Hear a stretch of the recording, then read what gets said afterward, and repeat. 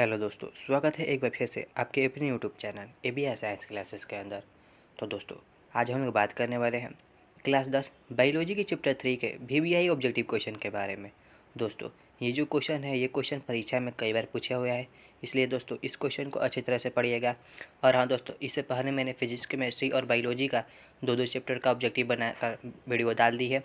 आप लोग इस वीडियो के डिस्क्रिप्शन से उस वीडियो को देख सकते हैं। तो चलिए दोस्तों, बिना टाइम वेस्ट के वीडियो को शुरू करते हैं। तो दोस्तों, यहाँ पर पहला नंबर क्वेश्चन कर रहा है कि पौधों में खाद्य पदार्थों का परिवहन निम्नलिखित में से किसके द्वारा होता है। यहाँ पर आपके चार ऑप्शन दिए गए हैं: जाइलम के द्वारा, फ्लोएम के द्वारा, कोशिका झिल्ली के द्वारा या फिर कोटेक्स के द्वारा। तो दोस्तों, इसका सही आंसर क्या हो जाएगा? तो दोस्तों, मैंने आपको बताया था कि पौधों में खाद्य पदार्थों का परिवहन यानी कि भोजन का परिवहन किसके द्वारा होता है, तो फ्लोएम के द्वारा आता है। यानी कि यहाँ पर ऑप्शन नंबर बी क्या हो जाएगा, आपका सही हो जाएगा। अगला नंबर क्वेश्चन कर रहे हैं दोस्तों 2 नंबर कि चार्ली नलिका कहाँ पाई जाती है। चार्ली नलिकाएँ कहाँ पाई जाती है? ऑप्शन नंबर ए में जंतुओं में, ऑप्शन नंबर बी में जाइलम में, ऑप्शन नंबर सी में फ्लोएम में और ऑप्शन नंबर डी में एक कोश के पौधों में। तो दोस्तों, चार्ली नलिकाएँ कहाँ पाई जाती है? तो चार्ली नलिका आपका ऑप्शन नंबर सी यानी कि फ्लोएम में पाई जाती है। फ्लोएम में आपका फ्लोएम 4 तत्वों से मिलकर बना होता है। उनमें पहला होता है आपका चार्ली नलिका, दूसरा सहकोशिका है, तीसरा होता है आपका फ्लोएम तंतु और चौथा होता है आपको फ्लोएम मेरुदक। तो इसलिए दोस्तों, दूसरा नंबर का सही आंसर क्या हो जाएगा, ऑप्शन नंबर सी। तो चलिए दोस्तों, अगले क्वेश्चन की ओर बढ़ते हैं। अगला नंबर क्वेश्चन कर रहा है दोस्तों 3 नंबर कि पौधे के बाहरी वायवीय भागों द्वारा जलवाष्प के निकलने की क्रिया क्या कहलाती है। पौधे के बाहरी वायवीय भागों द्वारा जलवाष्प के निकलने की क्रिया क्या कहलाती है। तो दोस्तों, इन चारों ऑप्शन में से आपको बताना है कि कौन सा ऑप्शन सही है। तो दोस्तों, मैंने आपको बताया था कि पौधे के बाहरी वायवीय भागों द्वारा जलवाष्प यानी कि जल को निकलने की जो क्रिया है वाष्प के रूप में, वो क्या कहलाती है आपका, तो वाष्पोत्सर्जन कहलाते हैं। यानी कि दोस्तों, यहाँ पर ऑप्शन नंबर सी क्या हो जाएगा, आपका सही हो जाएगा। ठीक, इसी तरह से दोस्तों अगला क्वेश्चन कर रहा है 4 नंबर क्वेश्चन कर रहा है दोस्तों, जल की अवशोषण एवं परिवहन में जल की जाइलम वाहिकाओं में उत्पन्न होने वाले दाब को क्या कहते हैं। ऑप्शन नंबर ए में परासरण दाब, ऑप्शन नंबर बी में विसरण दाब, ऑप्शन नंबर सी में स्फीति दाब और ऑप्शन नंबर डी में मूल दाब। तो दोस्तों, इन चारों ऑप्शन में से कौन सा ऑप्शन सही है? तो ऑप्शन नंबर डी यानी कि मूल दाब। जल के अवशोषण एवं परिवहन में जल की जाइलम वाहिकाओं में उत्पन्न होने वाला दाब को क्या कहते हैं दोस्तों, तो मूल दाब कहते हैं। अगला नंबर 5 नंबर क्वेश्चन कर रहे हैं दोस्तों, खनिज लवणों का अवशोषण पौधे किस रूप में करते हैं। ऑप्शन नंबर ए में अणु के रूप में, ऑप्शन नंबर बी में यौगिक के रूप में, ऑप्शन नंबर सी है आयन के रूप में और ऑप्शन नंबर डी में इनमें से सभी रूप में।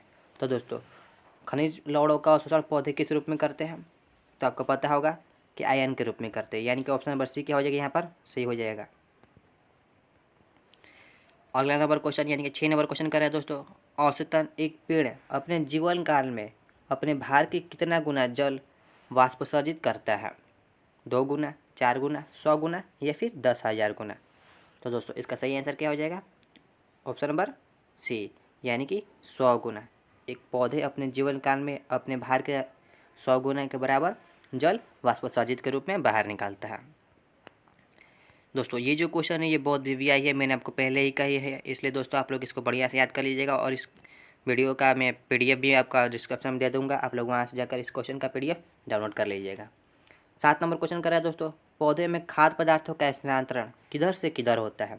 तना से पत्तियों की ओर, तना से जड़ की ओर, तना से जड़ से तना की ओर और ऑप्शन नंबर डी में करें अधिक सांद्रता वाले भाग से कम सांद्रता वाले भाग की ओर। तो दोस्तों, इसका सही आंसर क्या है, तो इसका सही आंसर है दोस्तों ऑप्शन नंबर डी यानी कि अधिक सांद्रता वाले भाग से कम सांद्रता वाले भाग की ओर पौधे में खाद्य पदार्थों का स्थानांतरण होता है। ये क्वेश्चन याद कर लीजिएगा दोस्तों, ये बहुत ज़्यादा VBI है। 8 नंबर क्वेश्चन कर रहे हैं दोस्तों, जाइलम वाहिकाएं किस प्रकार की कोशिकाएं होती है। जाइलम वाहिकाएं किस प्रकार की कोशिकाएं होती है। मृत कोशिकाएं, जीवित कोशिकाएं, सभी कभी जीवित तो कभी मृत कोशिकाएं, इनमें से कोई नहीं। तो दोस्तों, जाइलम वाहिकाएं किस प्रकार की कोशिका होती है, तो ऑप्शन नंबर ए मृत कोशिका होती है यानी कि ये मरी हुई कोशिकाएं होती है। 9 नंबर क्वेश्चन कर रहा है दोस्तों, चालनी पट कहाँ अवस्थित रहता है। चालनी पट कहाँ अवस्थित रहता है, तो दोस्तों ये तो आपका याद होगा कि चालनी पट कहाँ अवस्थित होता है, चालनी नलिकाओं के बीच। कहाँ अवस्थित होता है, चालनी नलिकाओं के बीच। 10 नंबर क्वेश्चन कर रहे हैं दोस्तों, क्या खाद्य पदार्थों का फ्लोएम से होने वाले स्थानांतरण में ऊर्जा का उपयोग होता है? क्वेश्चन कर रहा है दोस्तों कि क्या खाद्य पदार्थों का फ्लोएम से होने वाले स्थानांतरण में ऊर्जा का उपयोग होता है? तो दोस्तों इसका सही आंसर क्या है? तो ऑप्शन नंबर बी, हाँ, खाद्य पदार्थों के स्थानांतरण में आपका क्या होता है? ऊर्जा का उपयोग होता है। तो चलिए दोस्तों अगला नंबर क्वेश्चन की ओर बढ़ते हैं। 11 नंबर क्वेश्चन कर रहे हैं दोस्तों कि पौधे में जल तथा खनिज लवणों का परिवहन की दिशा क्या होती है? पौधे में जल तथा खनिज लवणों की दिशा, परिवहन की दिशा क्या होती है? ऑप्शन नंबर ए में केवल ऊपर की ओर, ऑप्शन नंबर बी में केवल नीचे की ओर, ऑप्शन नंबर सी में ऊपर और नीचे दोनों की ओर, और ऑप्शन नंबर डी में इनमें से कोई नहीं। तो दोस्तों पौधे में जल तथा खनिज लवणों का परिवहन की दिशा क्या होती है? तो केवल ऊपर की ओर होती है, यानी कि ऑप्शन नंबर ए, जो जाइलम होता है वो केवल जड़ से लेकर पौधे तक, पौधे के शीर्ष भाग तक क्या करता है? आपका जल एवं खनिज लवणों को पहुंचाता है। 12 नंबर क्वेश्चन कर रहा है दोस्तों, रक्त क्या है? तो दोस्तों इसका तो आंसर आपको पता होगा कि रक्त क्या होता है? एक प्रकार का तरल संयोजी ऊतक होता है, यानी कि यहाँ पर ऑप्शन नंबर ए क्या हो जाएगा? आपका सही हो जाएगा। अगला नंबर क्वेश्चन कर रहा है दोस्तों 13 नंबर, कि रक्त प्लाज्मा में निम्नलिखित किसकी मात्रा सबसे अधिक होती है? रक्त प्लाज्मा में निम्नलिखित किसकी मात्रा सबसे अधिक होती है? प्रोटीन की, अकार्बनिक लवण की, ग्लूकोज एवं वसा की, जल की? तो दोस्तों यहाँ पर सही आंसर क्या हो जाएगा? ऑप्शन नंबर डी, यानी कि जल की। प्लाज्मा में आपका सबसे अधिक किसकी मात्रा होती है? तो जल की होती है। 14 नंबर क्वेश्चन कर रहा है दोस्तों, सीरम कहलाता है, सीरम किसको कहते हैं दोस्तों? तो दोस्तों ये वाला क्वेश्चन आप लोग याद कर लीजिएगा कि सीरम किसको कहलाते हैं? तो फेब्रिनोजिन रहित प्लाज्मा किसको बोलते हैं? फेब्रिनोजिन रहित प्लाज्मा, फेब्रिनोजिन रहित प्लाज्मा। थोड़ा बोलना में डिस्टर्ब हो रहा हो दोस्तों, लेकिन आप लोग पढ़कर इसको बढ़िया से याद कर लीजिएगा कि सीरम किसको कहते हैं? तो फेब्रिनोजिन रहित प्लाज्मा को कहते हैं। 15 नंबर क्वेश्चन कर रहा है दोस्तों, निम्नलिखित कौन हृदय गति के दौरान हृदय और पेरिकार्डियल झिल्ली के बीच होने वाले संभावित घर्षण से बचाता है? 15 नंबर क्वेश्चन कर रहा है दोस्तों, निम्नलिखित कौन हृदय गति के दौरान हृदय और पेरिकार्डियल झिल्ली के बीच होने वाले संभावित घर्षण से बचाता है? तो दोस्तों यहाँ पर सही आंसर क्या है? तो ऑप्शन नंबर सी, यानी कि पेरिकार्डियल द्रव। पेरिकार्डियल जो द्रव होता है ये आपका हृदय और इसके बाहर वाला जो कवर होता है जिसको हम लोग पेरिकार्डियल झिल्ली कहते हैं, इन दोनों के बीच घर्षण को क्या करता है? घर्षण को कम कर देता है। ठीक, तो 15 नंबर का सही आंसर क्या हो जाएगा? ऑप्शन नंबर सी, यानी कि पेरिकार्डियल द्रव। 16 नंबर क्वेश्चन करें दोस्तों, मैमेलिया वर्ग के जंतुओं के हृदय में कितने वेश में होते हैं? 1, 2, 3 या फिर 4? तो दोस्तों मैमेलिया वर्ग के जंतुओं में हृदय कितने वेशमों में होते हैं? तो 4 वेशमों में बटे होते हैं, यानी कि ऑप्शन नंबर डी क्या हो जाएगा? यहाँ आपका सही हो जाएगा। 17 नंबर क्वेश्चन कर रहा है दोस्तों कि त्रिदली कपाट कहाँ अवस्थित होता है? ऑप्शन नंबर ए में कर रहा है दाया अलिंद निलय छिद्र पर, ऑप्शन नंबर बी में कर रहा है बाया अलिंद निलय छिद्र पर, ऑप्शन नंबर सी फुसफुस चाप पर, ऑप्शन नंबर डी दाई और बाई धमनी पर। तो दोस्तों त्रिदली कपाट कहाँ पर अवस्थित होता है? तो आप लोग सभी को पता होगा कि त्रिदली कपाट आपका दाया अलिंद और दाया नीला छिद्र पर स्थित होता है, यानी कि यहाँ पर ऑप्शन नंबर ए क्या हो जाएगा? आपका सही हो जाएगा। 17 नंबर, सॉरी दोस्तों यहाँ पर क्वेश्चन में थोड़ा सा नंबरिंग में मिस्टेक हो गई है, पहले 18 नंबर करवा दिया, उसके बाद 17 नंबर आ रहा है। तो 17 नंबर पढ़ लेते हैं। 17 नंबर क्वेश्चन कर रहा है, इनमें किसकी दीवार सबसे मोटी होती है? बाया अलिंद, दाया अलिंद, बाया नीला या फिर दाया नीला? तो दोस्तों सबसे अधिक मोटी किसकी दीवार होती है? तो दोस्तों इसका सही आंसर क्या है? ऑप्शन नंबर डी, यानी कि दाया नीला। दाया नीला का जो दीवार होता है वो आपका क्या होता है? सबसे अधिक मोटा होता है, इसको याद कर लीजिएगा दोस्तों। अगला नंबर क्वेश्चन कर रहा है दोस्तों कि अग्र महाशिराएं तथा पश्च महाशिराएं कहाँ खुलती है? अग्र महाशिरा और पश्चिम महाशिरा कहाँ खुलती है? ऑप्शन नंबर ए में बाया निलय में, ऑप्शन नंबर बी में दाया निलय में, ऑप्शन नंबर सी बाया अलिंद में, ऑप्शन नंबर डी दाया अलिंद में। तो दोस्तों अग्र महाशिरा और पश्चिम महाशिरा हृदय में कहाँ पर खुलती है? तो दोस्तों यदि आप हृदय का देखिएगा संरचना, तो हृदय आपको कुछ इस तरीका से होता है, दोहरी झिल्ली से घिरा हुआ रहता है, तो यहाँ पर आप देखिएगा कि यहाँ पर आपका क्या होता है, अग्र महाशिरा, और यहाँ पर क्या होता है, पश्चिम महाशिरा होता है। तो दोस्तों ये वाला भाग आपका क्या कहलाता है, तो ये वाला भाग आपका कहलाता है दायां आलिंद, यानी कि दायां आलिंद में आपका क्या होता है, अग्र महाशिरा और पश्चिम महाशिरा आकर आपका मिलती है, यानी कि खुलती है। तो यानी कि ऑप्शन नंबर डी क्या हो जाएगा, आपका सही हो जाएगा। अगला नंबर क्वेश्चन 20 नंबर क्वेश्चन करा दोस्तों, ऐसे नोड है, ऐसे नोड है क्या, पेशी ऊतक, तंत्रिका ऊतक, संयोजी ऊतक। तो दोस्तों ऐसे नोड क्या है, तो दोस्तों ऐसे नोड क्या है आपका, तो एक प्रकार का तंत्रिका ऊतक है, यानी कि यहाँ पर ऑप्शन नंबर बी क्या हो जाएगा, आपका सही हो जाएगा। 21 नंबर क्वेश्चन कर रहा है दोस्तों कि निम्नलिखित किसमें शुद्ध या ऑक्सीजनित रक्त का प्रवाह होता है, शुद्ध या ऑक्सीजनित रक्त का प्रवाह होता है। ऑप्शन नंबर ए में कह रहा है फुसफुस शिरा में, ऑप्शन नंबर बी में कह रहा है फुसफुस धमनी में, ऑप्शन नंबर सी में कह रहा है शिराएँ में, और ऑप्शन नंबर डी में कह रहा है सिरिकाए में।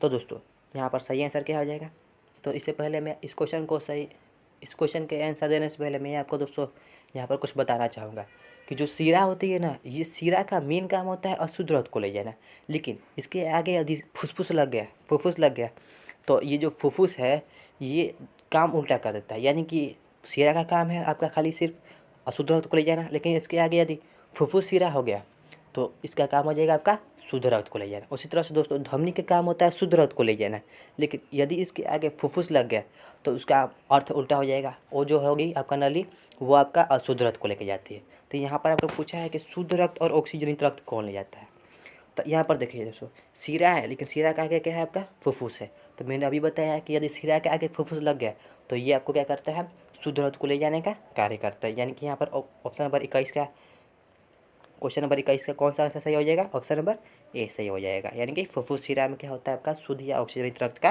प्रवाह होता है।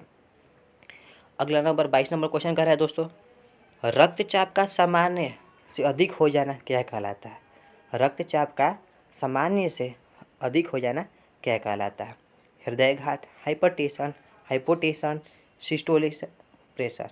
तो दोस्तों इसका सही आंसर क्या है, तो दोस्तों इसका सही आंसर क्या हो जाएगा, ऑप्शन नंबर बी, यानी कि हाइपरटेंशन कहलाता है। तो अगला नंबर क्वेश्चन कर रहा है दोस्तों 23 नंबर कि उच्च श्रेणी के जंतुओं के शरीर का वह कौन सा तंत्र है जो ऑक्सीजन, कार्बन डाइऑक्साइड, पोषक तत्वों तथा उपापचयी क्रियाओं के फलस्वरूप उत्पन्न पदार्थों को शरीर के एक भाग से दूसरे भाग में ले जाता है। ऑप्शन नंबर ए कह रहा है उत्सर्जी तंत्र, ऑप्शन नंबर बी में कह रहा है रक्त परिवहन तंत्र, ऑप्शन नंबर सी में श्वसन तंत्र, और ऑप्शन नंबर डी में जनन तंत्र। तो दोस्तों इन सभी तंत्र में से कौन सा आपका तंत्र हो जाएगा जो कि आपका ऑक्सीजन, कार्बन डाइऑक्साइड, पोषक तत्वों तथा उपापचयी क्रिया के दौरान उत्पन्न पदार्थों को शरीर के एक भागों से दूसरे भागों में ले जाने का कार्य करता है। तो दोस्तों इसका सही आंसर क्या हो जाएगा, ऑप्शन नंबर बी, यानी कि रक्त परिवहन तंत्र।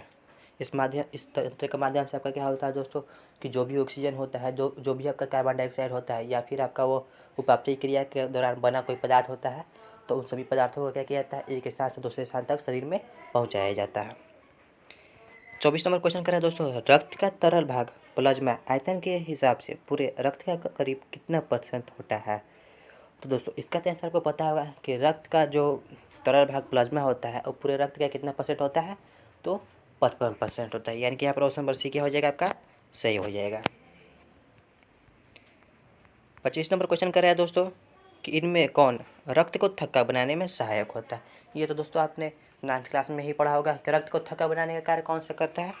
तो आपका यहाँ पर क्या दिया है, लाल रक्त कोशिका है, फाइब्रिनोजेनिक, ऑक्सी हीमोग्लोबिन, या फिर लसिका।